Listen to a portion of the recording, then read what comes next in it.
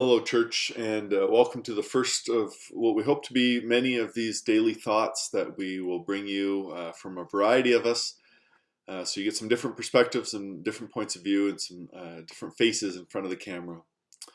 We thought this was just one creative way that we could use to try to stay connected, at least digitally, at least on the internet, to stay together as a community, but also to share this resource hopefully with other folks too, that it can be passed on and that it can be shared beyond Oak Park Church of Christ.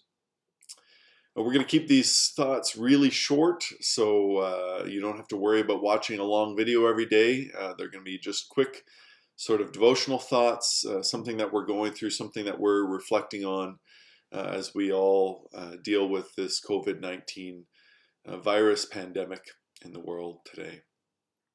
I want to reflect this morning on some thoughts that Christian author Andy Crouch had.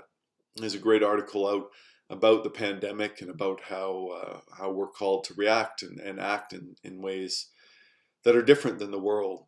I'm going to change his words a little bit, but I really like how he kind of broke up how most action in our world falls into sort of three categories.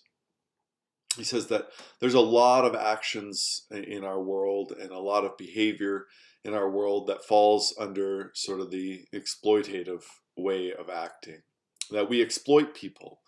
Sometimes unknowingly, but oftentimes there are many people in the world that act in this way on purpose.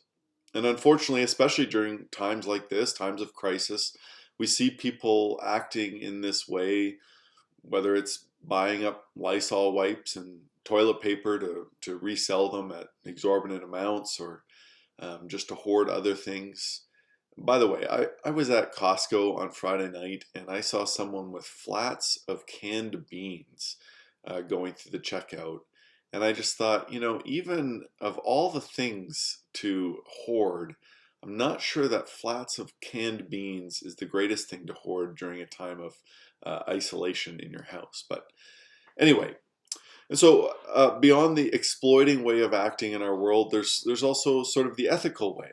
And this is where most folks fall into the attempt to live ethically, justly, to follow social guidelines, social rules, to be fair as we can, to share things, to make sure we all have enough. And this is, of course, the way our society needs to work. We have to have some of these ethical guidelines that we can all get along together. But there's a third way, and I've titled this way not just exploiting and not just ethical, but actually extravagant. It is extravagant love. And I think back to that classic verse in John 3:16 that so many of us learned when we were young. That for God so loved the world that he gave his only Son, that whosoever should believe in him will not perish but have eternal life. And how God the Father was the first to step out in this way, that not even just creation and creating us in love, but actually sending his very own Son, his one and only Son, to the earth, knowing that his mission was to go to the cross. And that's what we're journeying toward in the season of Lent. We're remembering that all of this is leading toward Easter, toward the cross on Good Friday, and toward the tomb on Holy Saturday, and of course into the empty tomb on Easter Sunday. And that's the kind of extravagant love that we're called to as well. It's not just that this is the God we worship. This God that we worship calls us as followers of Jesus to act in this extravagant love way. And so I encourage you during this time to not feed on fear, to not just steep in anxiety, but actually to think about ways that you can live extravagantly in love, even in this situation. I think about one of the couples at our church and bringing some of the meat from their hunt that they had last fall to share with other members. They could have easily hoarded that in their deep freeze and not shared it, but they chose to share it with others. Or I think about another member of our church who brought a packaged meal for someone they knew needed it right now.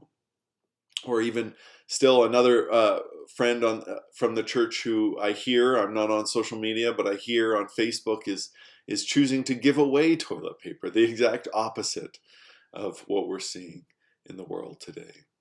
And so I hope that spurs you on today. I hope that that reminds you that this is our calling. Our calling as followers of Jesus is to live in the way that God lives. And that is giving self-sacrificing in extravagant love. Thanks.